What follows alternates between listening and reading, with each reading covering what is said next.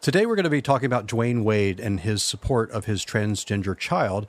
And before we dive in too deeply into that, let's talk about Dwyane Wade first. For those who don't know much about him, can one of you talk about who he is and what his career and accomplishments are? Well, I'll talk about Dwyane Wade. I'm a big basketball fan. He played most of his career for the Miami Heat. He's originally from Chicago. He had a very celebrated career, won multiple championships for the Heat, first with Shaquille O'Neal and then with LeBron James when they became this dynamic trio down there. He is a Hall of Famer. He is well-known, well-respected. And he is married to actress Gabrielle Union. And so now that he is retired, a lot of his the focus has really been on his marriage, his relationship, parenting, and whatever's going on in Gabrielle Union's celebrity life. Very good. And Emma Kate, can you describe a little bit about the journey that this family's been on? Well, so his previously son, Zion, is now being referred to with pronouns her and she for Zaya.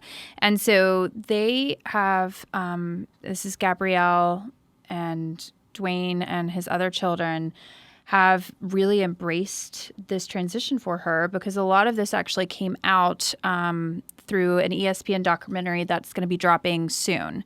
And so this family, I guess, is a bit of a blended family as well, from what I've gathered. And it just sounds like they have really worked through a lot of stuff to come to a place where they can accept Zaya. And I think that's a really cool thing, and we're going to talk more about it. But I don't know if that was a terrible synopsis of him or not. Yeah, I thought it was good.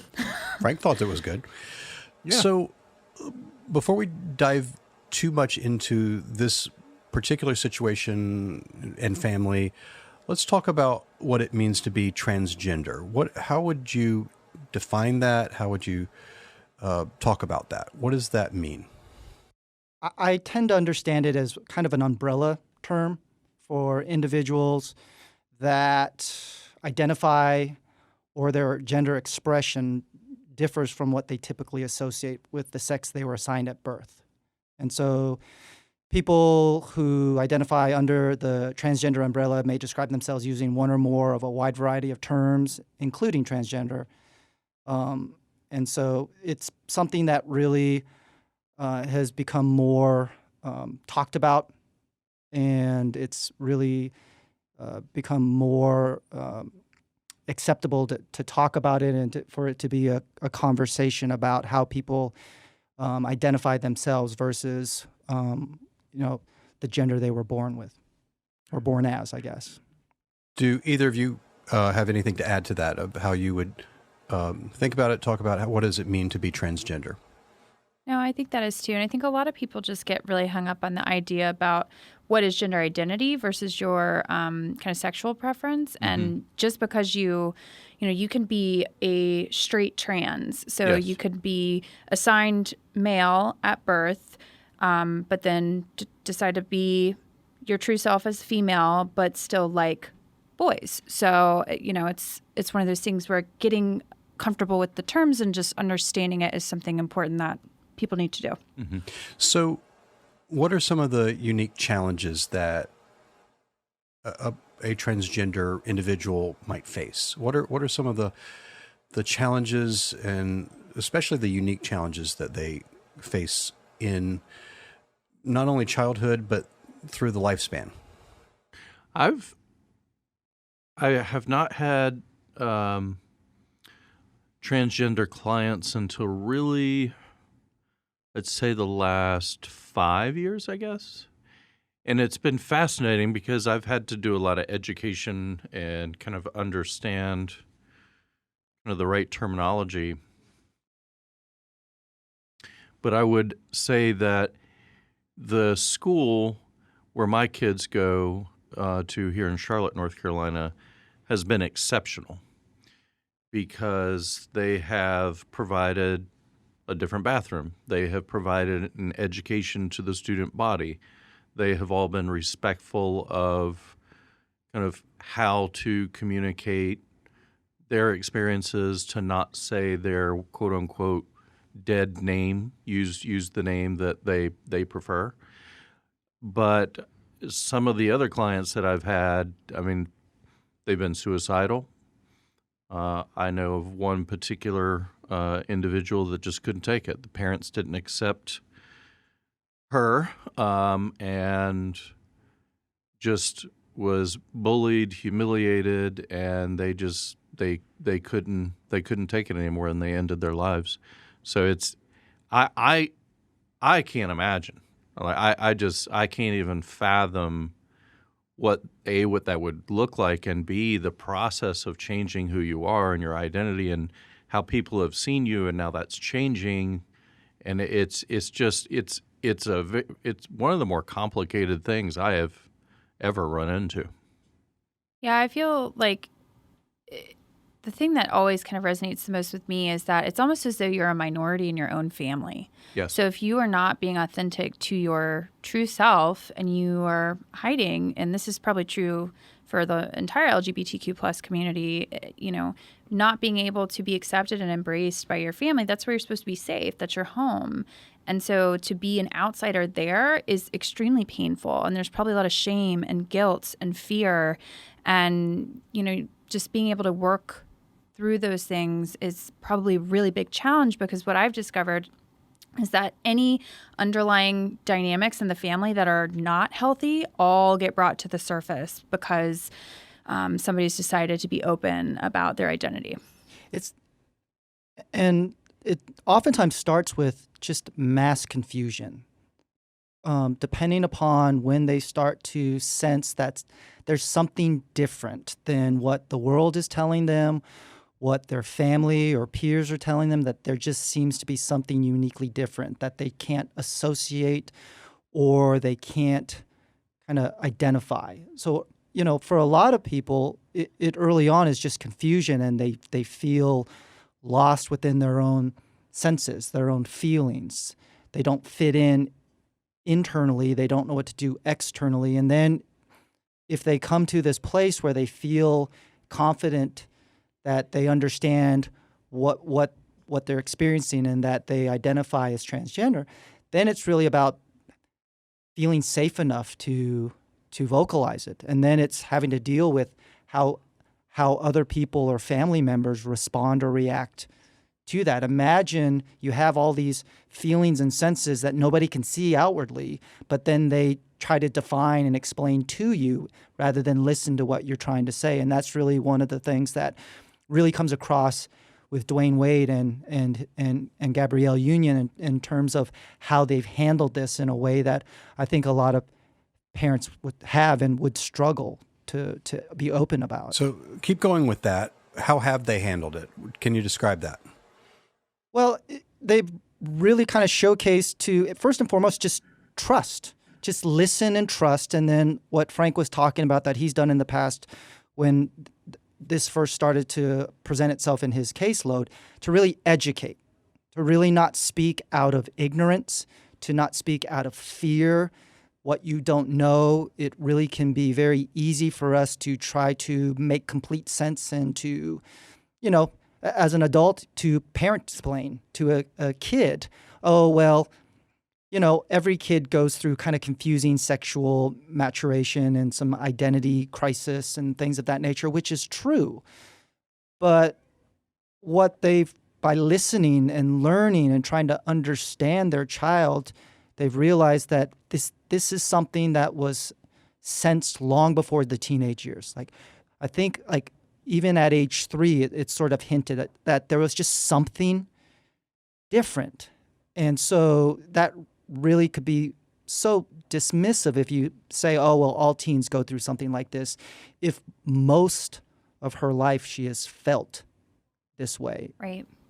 Mm-hmm. So there is, it's not a big secret that in professional sports, male sports, there is a certain culture that is often not very accepting of the LGBTQ community and of other differences too.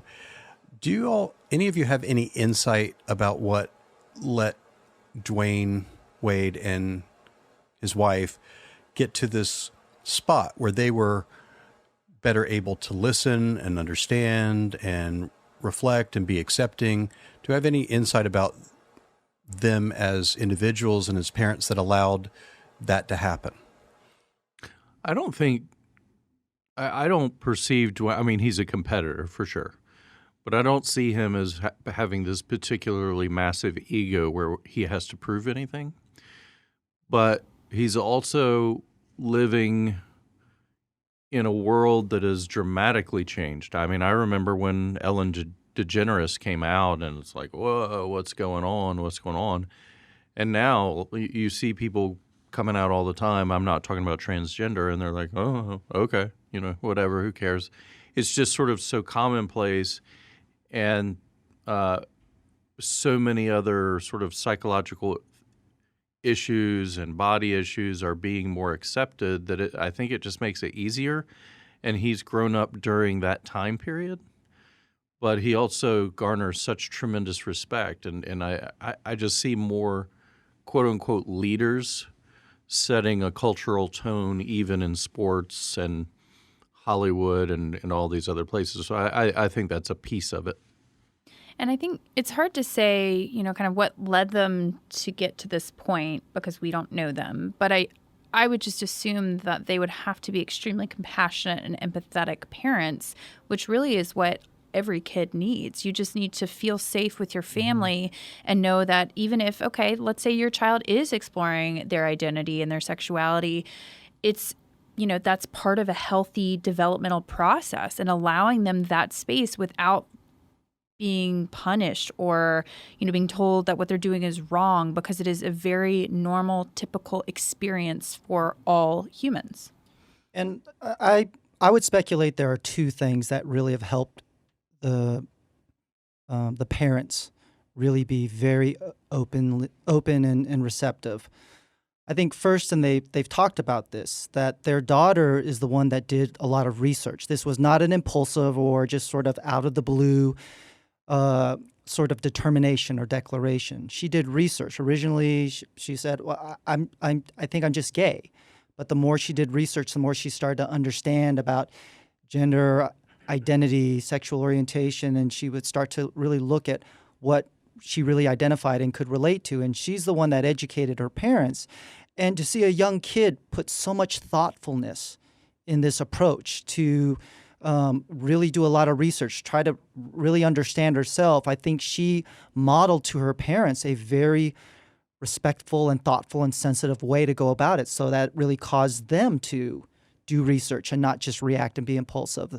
The second thing, I wouldn't be surprised if this helps inform their response, although this would be a lot of speculation, is that Gabrielle Union herself is a survivor of sexual assault. And so just that sensitivity around anything having to do with sexuality, your sexual identity, other people defining it, taking it from you, taking power away, that it really is something that's meant to be not shameful, but celebrated and to be empowered by it. And so I wouldn't be surprised if, given her own personal experiences, that she really wants to empower her children, empower her daughter to not be ashamed, to not be afraid, to not feel stigma around her sexual identity. So let's play devil's advocate just a little bit.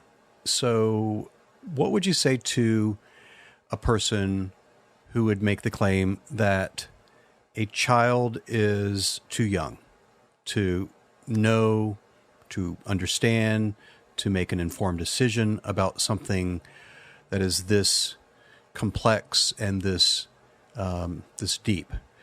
And so that is a criticism that you will hear, not necessarily in this instance, but you'll hear that a child doesn't have the developmental capability of making this kind of decision. How do you respond to that? I think this may be an unpopular opinion, but I feel like you really have to validate both sides. And so I see what you're saying from your point of view. And then you take an opportunity to potentially express what you see from your point of view, where you know your child, you know what they have gone through as an individual and their own growth and progression as a human. And so if it seems like that's the right fit for your kid, then that's something that you guys have probably come to a conclusion on your own. But at the same time, you can still see how somebody would have those thoughts. Yeah. I've actually given talks at churches, and it wasn't planned, but from a Q&A, these types of questions would come up. And I'm thinking, okay, do I want to be asked to come back and speak? Or should I really speak to what, in a lot of ways, we know clinically as well as maybe from a personal perspective? And it is a very delicate thing that Emma Kate just expressed, and I wholeheartedly agree. There's a lot of nuance to that. I think the one thing parents, first and foremost, need to really double down on is that their love and their support, that doesn't change for their child. And even if their child is confused and even if they're misreading what they're feeling, it's that they're gonna figure out and go through this together. I think the other thing that a lot of parents that have a lot of ambivalence or resistance to this make the mistake is that the more you challenge it, the more you dig your heels and challenge it, in some ways you're almost kind of you're giving them power to just double down and reassert themselves. And now it's become a divisive issue versus something that you want to learn and figure out and be educated together. I often tell parents, like, a lot of research says the best thing you can do, even if it is sort of if it's a misread, if they're not entirely sure they are too young, because that is a possibility, but it's also a possibility that that kid knows themselves inside out more than the parents ever will as well. But that there's a lot of research that suggests just kind of validating and going along, and support is the best thing you can do, regardless if long-term they truly have already identified as a different, gender or sexual orientation or expression, or if it is more of a fluid phase. You want to be a safe person for your kids to come to, because it really is confusing and it really is scary. And I want to add to that too, because I think a lot of people don't recognize this. And again, another unpopular opinion potentially, but parents need a lot of support too. I mean, it is a really big thing for a family as a system to go through. And everybody's going to have their own feelings and thoughts about it. And everyone needs space and time to process and move through that. So I always encourage people to recognize that the parents need some support as well, because they're, moment to moment, we are all doing the best we can. And you might have a really wonderful, loving parent that's never been exposed to somebody that's had a potentially different gender identity than what they were assigned at birth, and they just don't know how to navigate that. So I will say what both of you are talking about, it's sort of easy for us to sit here and be sort of armchair therapists, but we keep saying a loving and supportive family. Those are sometimes hard to find. true. I've got one family that was not loving and supporting, and both children were transgender, and it ended up in a divorce. I mean, it was just an absolute nightmare. And when you throw in the stress and the grief that a parent would experience, being loving and supporting is probably very, very difficult. But even just with parenting in general and kids, it's sometimes hard to do that. And this is a fairly tremendous stressor on a family system. Well, right, because I think you're bringing up a really valid point, too, where it's not just the child that is coming out into their true or authentic identity. It's the family then has to have conversations with others that they might be uncomfortable about, saying, oh, well, my child is gay or my child is trans, and it's just something that they are having to experience as well, obviously on a different layer and different lens level. But I mean, I think you're spot on. It's not always like, oh, this really happy, lovey situation. Oftentimes it's really tumultuous. Sure. And it definitely is stressful and a huge change of thinking, right? Really having to have adaptive and flexible mindset. What I tend to come back to with parents or those that really are looking for some advisement with this is And this is only tangentially about you. Imagine if this is what you're going through on the inside, how much harder and confusing and stressful it may be, especially if you fear deep inside that your family will reject you, that they will put some type of ultimatum, because we've seen this. We see families break apart. We see parents deny this. They will not accept it. And for someone to have the courage to know that that's, or think that that's a possibility and still have to be true to themselves, it is tremendously stressful for everyone involved. Right. And I'm sure I don't know if you guys have experienced this or not, or Dave, but like having a kid who has finally taken the level of courage that's needed to come out, to then have family not even acknowledge it. They start talking about, maybe somebody they're romantically interested in, completely ignored, moved on to another subject. Other times it's, oh, well, their friend that they're spending time, so there's just a complete lack of validation for that individual. And we see the statistics about depression, suicidality with the transgender community, and it's so scary how high it is comparative to other demographics, that this is clearly a stressful situation to find yourself in. Mm-hmm. Which is a good segue to my last question, which is, what are some good ways that we can, anyone listening or us, support a transgender person? What are good ways to think about that and how to do that in a healthy way? Right off the bat, I just immediately think of education. Get yourself educated to learn as much as you can about it. And, we need allies. We need all sorts of people to be open and supportive of this process and the journey. There's a lot of really wonderful organizations, like www.pflag.org has a nice resource for straight allies. So it's just about starting that dialogue and keeping the conversation going. That's a really good starting point. And I will tell you, at least for me, I'm getting a lot better at it. But remembering the pronouns, remembering the name, and at least for me, when you're working with a client or a kid for quite some time and you're used to a certain name, that's your habit, you got to be really conscious of remembering that. And on the flip side of that, I can't imagine what that is for a parent, where you've been calling a kid that name since birth for 12, 13, 14 years, and now, like what? We gotta, and you think, baby towels with their name engraved, or you've got all of these reminders, and then asking the kid, like, what do you want to do about this? Having them be a part of that conversation. Yeah, the only other thing I would add is hopefully your community has some teen support. Here in Charlotte, we have Time Out Youth, which is a really important community resource to help teenagers a lot of times who have not been embraced and accepted by their families, to find community, for it to feel normalized, for them not to feel like everywhere they go, they have their guard up and they can't trust, or they feel like they're always having to defend or educate others about themselves.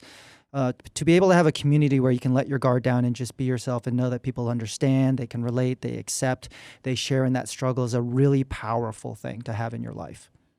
I also want to add too that sometimes it's really helpful to assume nothing. Somebody might have a really horrible bias and they say something that comes across the wrong way, but other times they may have no idea that it was hurtful. And so it's okay to be vocal about that. It's just important to go about it in a productive and healthy way.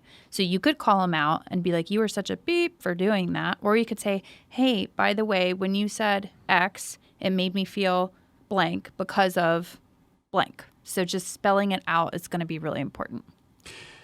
And I'd add that for people that they're listening and they're like, I still have a hard time getting my head around this. The thing I would say is you don't have to understand everything. I mean, if you have an openness to learn and to explore, you don't have to understand everything, but just always lead with kindness and empathy and acceptance. You can't go wrong there. Well, we're going to wrap it up. I'm Dave Verhagen in Nashville, signing off for Emma Kate Reef, Frank Gaskell, and Jonathan Hedderly in Charlotte. Tell all your friends about us and make it a great week.